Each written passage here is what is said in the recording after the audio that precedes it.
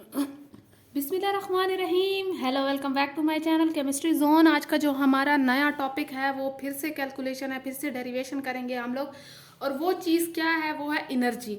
Energy of electron in the nth orbit. हमने पीछे सारी बोहर की चीज़ें पढ़ी हैं कि हमारे पास बोहर ने ये एटॉमिक मॉडल दिया था। फिर उसके बाद हमारे पास जो है वो थ्योरेटिकल चीज़ें थी। उसके बाद हमारे पास टॉपिक आए हैं कैलकुलेशन के, जिसमें हमने कैलकुलेट किया एनर्जी। आज जो करेंगे वो एनर्जी कैलकुलेट करेंगे। इससे पहले हम रेडियस कर चुके हैं कि हमारे पास आपको कोई भी ये आंसर क्वेश्चन कर देता है कि आपने फलां ऑर्बिट का जो है वो रेडियस निकालना है। तो एक बहुत ही सिंपल और बेसिक सा फार्मूला हमने पिछली वीडियो में क्या किया था, डिराइव किया था, जिसकी वजह से हम बहुत ही आसानी से क्या चीज़ कर सकते थे, ऑर्बिट का रेडियस फाइंड कर सकते थे। चाहे वो 1 ऑर्बिट है, 2 ऑर्बिट है, कोई भी ऑर्बिट है, ठीक है जी। तो आज जो हम इस वीडियो में पढ़ने वाले हैं वो बेसिकली क्या चीज़ है, वो एनर्जी है। इस वीडियो के बाद आप लोग एनर्जी कैलकुलेशन जो है वो बहुत ही आसानी से कर जाएंगे। आपके पास एक स्पेसिफिक और एक छोटा सा फार्मूला निकलेगा लास्ट में, जिसके बाद जो है आप लोग बहुत ही आसानी से एनर्जी कैलकुलेट कर सकेंगे किसी भी इलेक्ट्रॉन की किसी भी ऑर्बिट में, ठीक है। तो चलेंगे वीडियो को स्टार्ट करते हैं। वीडियो को स्टार्ट करने से पहले आप लोगों ने क्या करना है कि आप लोगों ने चैनल को सब्सक्राइब करना है, ताकि आपको नई वीडियो की अपडेट मिलती रहे। और साथ में आपने कमेंट सेक्शन में बताना है इस वीडियो के बाद कि आपको किस चीज़ में डाउट है, ठीक है जी। तो स्टार्ट करते हैं। मैंने सबसे पहले हेडिंग लगाई है energy of electron in the nth orbit. तो हमारे पास क्या चीज़ है कि हमारे पास कोई भी इलेक्ट्रॉन है। आप थ्योरेटिकल थोड़ा सा पहले जो है वो थ्योरी लिख सकते हैं कि हमारे पास कोई भी इलेक्ट्रॉन है वो रिवॉल्व करता है न्यूक्लियस के इर्द गिर्द। उसकी एनर्जी हम देखते हैं कि उसकी एनर्जी क्या है। तो यहाँ पे आपने यही चीज़ लिख लेनी है। तो वो कहते हैं कि जो हमारे पास पहले बोहर का मॉडल आया था, बोहर का मॉडल ये कहता था कि हमारे पास ये चीज़ जो बोहर ने दी थी वो एप्लीकेबल थी ओनली फॉर यूनिमॉलिक्यूलर सिस्टम के लिए। तो इसीलिए हमने यहाँ जो एग्जाम्पल लिया है वो हाइड्रोजन की एग्जाम्पल ली है। आगे जो हम जितना भी ये कैलकुलेट करेंगे, हम किस चीज़ को नज़र में रख के करेंगे, वो हाइड्रोजन एटम को नज़र में रख के करेंगे, ठीक है जी। तो यहाँ पे आप लोग एक चीज़ देख सकते हैं कि हमारे पास सबसे पहले अगर एनर्जी की बात की गई है, तो आप लोगों में से बहुत से स्टूडेंट को ये पता होगा कि एनर्जी जो है वो क्या चीज़ है, ठीक है। एनर्जी जो है वो हमारे पास जो सम ऑफ एनर्जी है वो किस चीज़ के इक्वल है, वो काइनेटिक एनर्जी और पोटेंशियल एनर्जी के इक्वल है, ठीक है। तो हम क्या करेंगे, सबसे पहले काइनेटिक एनर्जी निकालेंगे, फिर हम पोटेंशियल एनर्जी निकालेंगे। आप देखते हैं कि सबसे पहले मैंने क्या किया है कि फाइंड ऑफ काइनेटिक एनर्जी। जब मैंने काइनेटिक एनर्जी निकाली है तो मुझे पता है काइनेटिक एनर्जी का फार्मूला होता है 1/2mv²। इसे मैंने इक्वेशन 1 का नाम दे दिया, ठीक है। अब मेरे पास काइनेटिक एनर्जी का ये फार्मूला आ गया, तो मैंने इसमें क्या चीज़ फाइंड करनी है। अगर जिस बच्चों ने या जिन लोगों ने मेरी पिछली वीडियो देखी है उन्हें बहुत ही अच्छे से पता होगा कि हमने लास्ट टाइम भी जब ये वाली चीज़ लिखी थी तो हमने v² की वैल्यू निकाली थी, ठीक है। v² की हमने काइनेटिक एनर्जी नहीं लिखी थी, लेकिन हमने सेंट्रीपिटल फोर्स लिखी थी। तो हमारे पास जो है वो v की वैल्यू ऑलरेडी आ चुकी थी, लेकिन फिर भी मैंने इसलिए दोबारा से लिखा है कि कुछ स्टूडेंट जो अभी देख रहे हैं ये वीडियो तो उन्हें पता हो। हमने जो लास्ट में रेडियस निकाला था वो भी हमने 3 चीज़ों में निकाला था, 2 तो ये आ गई हैं, ठीक है। तो ये क्या था, सेंट्रीपिटल फोर्स और फोर्स ऑफ अट्रैक्शन जो थी ये हमने उसकी बेस पे निकाली थी। तो ये सेंट्रीपिटल फोर्स है और ये फोर्स ऑफ अट्रैक्शन है। अब यहाँ पे देखें, इसका फार्मूला mv²/r है, इसका है ZE² 4πε0 और r²। तो ये मेरे पास r जब यहाँ आएगा तो ऑटोमेटिकली क्या हो जाएगा, मल्टीप्लाई होगा तो ये और ये कैंसल, एक हो जाएगा, इसमें एक सिर्फ r बच जाएगा। ये हमारे पास r यहाँ पे आ गया। लेकिन मैंने फिर से क्या बात की है कि मैंने v² की यहाँ वैल्यू निकालनी है, वेलोसिटी की। तो मैं v यहाँ रह गया और ये वाला m यहाँ आके मल्टीप्लाई हो गया। तो मेरे पास ये फाइनल वैल्यू आ गई है किस चीज़ की, v² की। अब यही मैं वैल्यू जो हूँ इस स्क्वायर में पुट करूँगी, v² में, ठीक है। अच्छा, आपने दोबारा से स्क्वायर नहीं लेना क्योंकि ऑटोमेटिकली यहाँ पे है। कुछ बच्चे ये ना हो कि इसका भी यहाँ पे स्क्वायर ले लें, तो आपने ये चीज़ नहीं करनी क्योंकि v² है, यहाँ भी v² है, बस सिर्फ वैल्यू पुट करनी है, ठीक है। अगर यहाँ सिर्फ v होता तो फिर मैं इसका स्क्वायर लेती और इसका भी स्क्वायर लेती। यहाँ ऑटोमेटिकली ऑलरेडी हमारे पास v² मौजूद है। तो यहाँ पे देखिए कि मैंने क्या किया कि यही v की वैल्यू जो है इस इक्वेशन 1 में पुट की है। अब मेरे पास क्या चीज़ आ गई है यहाँ पे, आप देख सकते हैं कि मेरे पास 1/2m और ये v² की ये वैल्यू आ गई। जब मैंने ये वैल्यू पुट की तो ऑटोमेटिकली ये m और ये m मेरे पास कैंसिल हो गया। अब कैंसिलेशन के बाद जो मेरे पास फाइनल आंसर बच गया वो क्या चीज़ बची है कि ZE² 8πε0 और r बच गया, ठीक है जी। तो मैंने इसे इक्वेशन 2 का नाम दे दिया है। अब कहते हैं कि फॉर फाइंडिंग, अब ये मैंने काइनेटिक एनर्जी निकाल ली, यहाँ तक इसकी बात क्लियर हो गई, खत्म हो गई। अब मैंने निकालनी है पोटेंशियल एनर्जी। पोटेंशियल एनर्जी का आपको पता है कि potential energy is equals to हम वर्क डन जिसे कहते हैं, ठीक है। अब मेरे पास जो है क्या चीज़ों की कि वर्क डन आपको पता है क्या होता है, force multiply distance. Work done तब होता है ना जब आप किसी चीज़ पे फोर्स लगाएं और वो डिस्टेंस कवर करे, तो ये फिजिक्स की लैंग्वेज में हम इसे वर्क डन कहते हैं। तो वर्क डन का फार्मूला ये वाला है। अब एक चीज़ नोट करें मेरे पास कि यहाँ पे डिस्टेंस नहीं, हम रेडियस लेंगे क्योंकि हम बात ही रेडियस की कर रहे हैं। मैंने फिर यहाँ पे एफ मल्टीप्लाई आर कर दिया। जब मैंने एफ मल्टीप्लाई आर कर दिया तो आपने एक चीज़ समझनी है कि मेरे पास जो यहाँ एफ है वो फोर्स है और मैं यहाँ पे फोर्स ऑफ अट्रैक्शन यूज़ कर रही हूँ, ठीक है। हमने कूलम ला पीछे सारा रेडियस में ये चीज़ पढ़ी है, ठीक है। तो यहाँ पे मैं क्या चीज़ कर रही हूँ, फोर्स ऑफ अट्रैक्शन कर रही हूँ।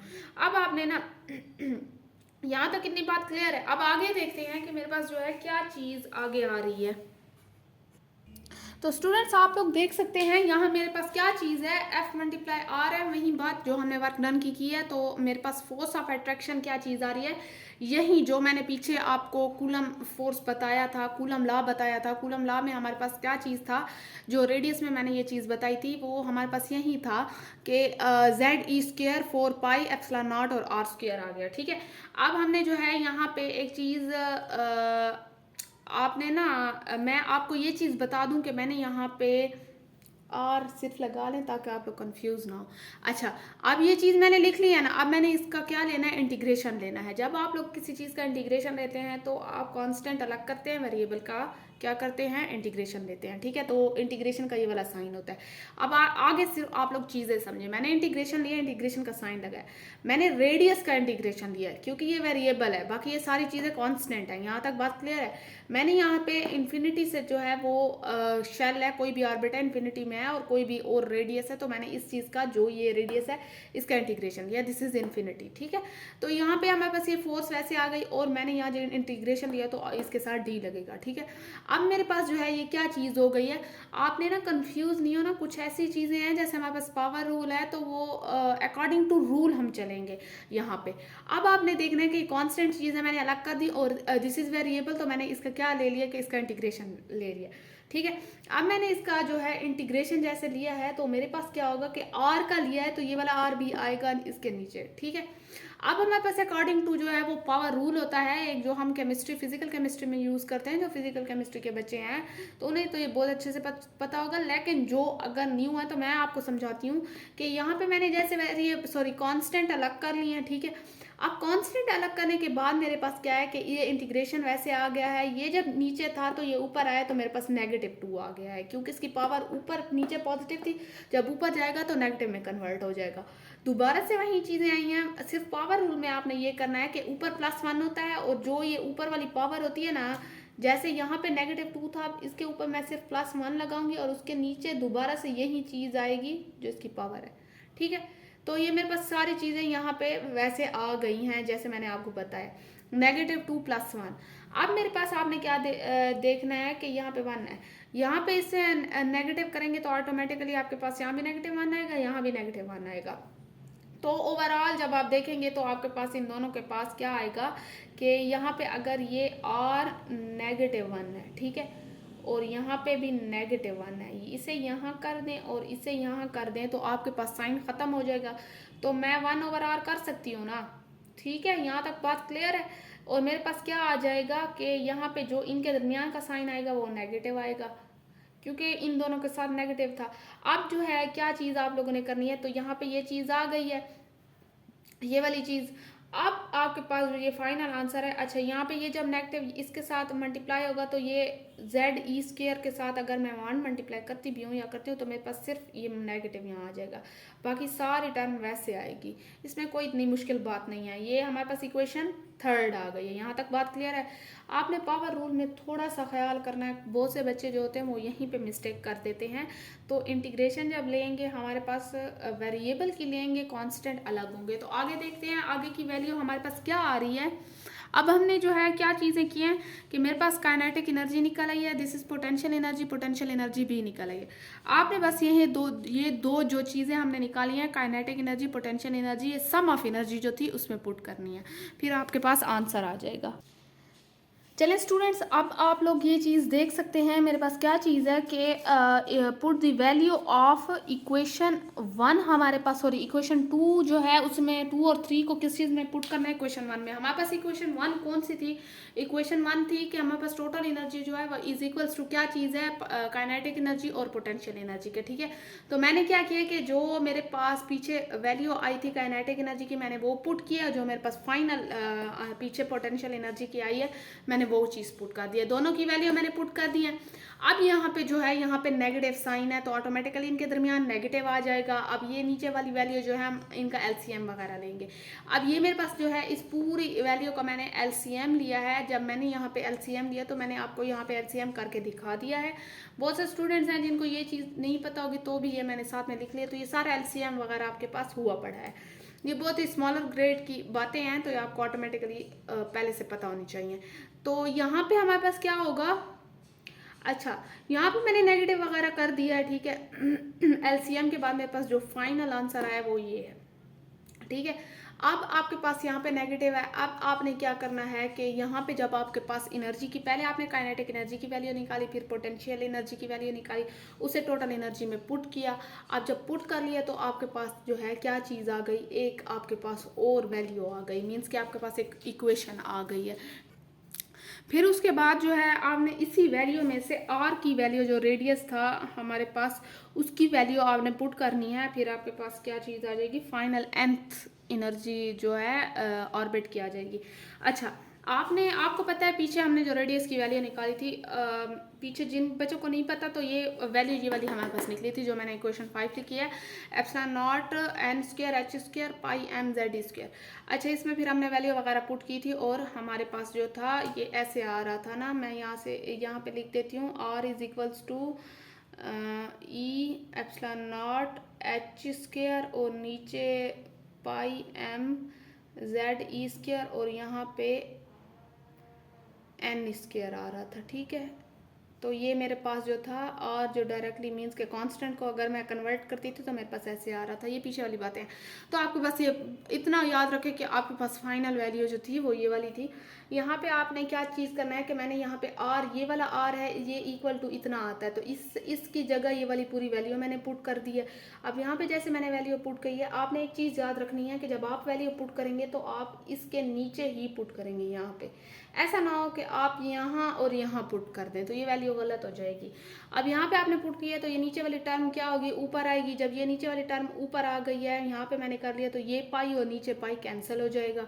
अब ये कैंसिल होने के बाद जितना टर्म हमारे पास बचा है वो ये वाला आ जाएगा, ठीक है। कैसे आ जाएगा कि z जो है, ये z हमारे पास 2 आ गया, ये e और ये 2, ये e2 and this is e2 हमारे पास e4 हो गया, और ये एक m आ गया, ये एप्सिलॉन नॉट हमारे पास स्क्वायर हो गया, बाकी n स्क्वायर h स्क्वायर वैसे का वैसे आ गया, ठीक है। तो यहाँ पे nth वैल्यू, अब आपने एक चीज़ फिर से याद रखनी है कि मैंने यहाँ पे वेरिएबल अलग करने हैं, कांस्टेंट अलग करने हैं। मैंने ये लिख दिया कि ये सारे मेरे पास इनकी ऑलरेडी वैल्यू जो होती है वो नोन होती है, सो दीज आर कांस्टेंट।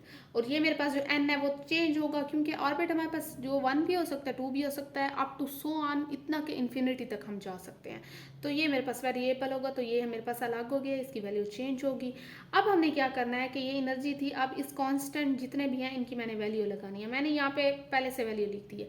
तो आप जो Z है ये हमारे पास एटॉमिक नंबर है, तो आपको पता है कि Z हमारे पास एटॉमिक नंबर हाइड्रोजन का 1 होता है। बाकी मैंने सारी चीज़ों की वैल्यू आपके पास लिख दी है। अब मैंने यहाँ पे वैल्यू पुट कर दिया है। मेरे पास आंसर क्या आया है, मेरे पास इन कांस्टेंट का आंसर ये वाला आया, इनका ये बाकी वही चीज़ें आगे जूल में। आप जूल को हम कन्वर्ट करेंगे किस चीज़ में, किलो जूल पर मोल में करेंगे। चलें जी वो देखते हैं हमारे पास क्या चीज़ है। चलें जी स्टूडेंट्स, आप लोग देख सकते हैं अब मेरे पास आ जाती है conversion of units. Conversion of units में आपने एक चीज़ देखनी है कि हमारे पास कैसे कन्वर्ट होंगे। मैंने बहुत ही सिंपल सी चीज़ें आपको बताई, इसमें कोई रॉकेट साइंस वाली बात नहीं है। तो देखिए आप लोग, सबसे पहले आपके पास मैंने 4 किस्म की कन्वर्जन करके दिखाई हैं, जिसमें सबसे पहले है जॉल पर एटम। अगर जॉल पर एटम में मैं एनर्जी की कन्वर्जन करूँगी तो मेरे पास क्या चीज़ आएगी, जो एनर्जी की वैल्यू आ रही है ऊपर वो मेरे पास ये वाली आएगी, और नीचे वहीं n स्क्वायर जो हमारे पास आ रहा था लास्ट पे, ठीक है। तो वो मेरे पास क्या चीज़ आ रही है, ये वही है जो मैंने पीछे निकाली है मीन्स का हमारे पास जो फाइनल फार्मूला निकला था वो जॉल में निकला था, एनर्जी का जो यूनिट है। तो ये वही चीज़ है जो मेरे पास जॉल पर एटम, जो मैंने फाइनल इक्वेशन इस जो पिछली डेरिवेशन है इसमें निकाला है। ठीक है, अब ये मेरे पास फाइनल था, ये जो मैंने पीछे आपको करके दिखाया है जॉल वाला था। अब अगर मैं जॉल को जॉल पर मोल करती हूँ, ये मैंने पर एटम की बात की थी, जॉल पर मोल करती हूँ, तो मैं मोल के लिए क्या चीज़ लगाऊंगी, ये Na। ठीक है, ये मेरे पास Na है, तो ये वाली चीज़, तो मैं ये वाली सिर्फ चीज़ लगा लूंगी इस वैल्यू के साथ, तो मेरे पास ये जो एटम सॉरी जो आंसर आएगा वो मेरे पास जॉल पर मोल में आएगा। बाकी अगर मैं किलो जॉल पर मोल करती हूँ, जॉल को किलो जॉल पर मोल में करती हूँ, तो मेरे पास क्या आंसर, क्या चीज़ आएगी, तो मेरे पास ये वाली वैल्यू आएगी। ठीक है, अब इसके बाद जो है अगर मैं किलो कैलोरीज पर मोल में करती हूँ तो मेरे पास ये वाली वैल्यूज आएगी और बाकी सारी चीज़ें सेम आएंगी। बहुत ही सिंपल सा है, आपने जो चीज़ें करनी है, मीन्स के मैं आपको तरीका बता देती हूँ, आप ये वैल्यूज याद कर लें, फिर आप हर उसका निकाल सकते हैं, हर यूनिट में आप लोग एनर्जी निकाल सकते हैं। ये देखें कि मैंने क्या किया है कि मैंने किलो जॉल पर मोल में लिया है, इस चीज़ में लिया है। ठीक है, मैंने सिर्फ आपको एग्जांपल दी है कि मैंने किस चीज़ में लिया है, मैंने एनर्जी किस चीज़ में लिया है, तो मैंने इस चीज़ में लिया है। अगर किसी का आंसर अलग अलग आ रहा है तो मीन्स कि उसकी यूनिट कन्वर्जन हुई है, इसलिए उसका आंसर अलग आ रहा है। अब देखिए कि मेरे पास जो है क्या चीज़ है कि n जो है मैंने अगर 1 लिया है, n मेरे पास वेरिएबल था, नंबर ऑफ ऑर्बिट थे, एनर्जी में मैंने क्या चीज़ ये बस यहाँ मैंने सिर्फ नंबर ऑफ n पुट किए हैं, n यहाँ पे 1 किया, यहाँ पे 2 3 4 एंड 5, तो मेरे पास किस चीज़ में आंसर आ गया है, किलो जॉल पर मोल में आंसर आ गया। अगर आप लोग किलो कैलोरीज पर मोल में निकालना चाहते हैं तो आप यहाँ पे जो है इस फार्मूले में पुट करेंगे। इस फार्मूले में क्या, n की जगह जो भी n1 है 2 है 3 है जिसका भी निकालना चाह रहे हैं तो पुट करेंगे। अगर आप लोग पर मोल में करना चाह रहे हैं, जॉल पर मोल में, तो आप इसमें पुट करेंगे, आपका आंसर आ जाएगा। और अगर आप पर एटम में निकालना चाह रहे हैं तो आप सिर्फ n की वैल्यू जो है वो पुट करेंगे। तो आई होप सो यहाँ तक आप लोगों को हर चीज़ क्लियर होगी। मैंने कोशिश किया मैं सारे पॉइंट्स को कवर करूँ और आसानी से देखूँ। तो अगर आप लोगों को स्टिल कोई डाउट है आप लोग मुझे कमेंट सेक्शन में बता सकते हैं। तो चैनल को सब्सक्राइब करें, कमेंट करें, शेयर करें और अगली वीडियो का वेट करें जी। अल्लाह हाफिज़।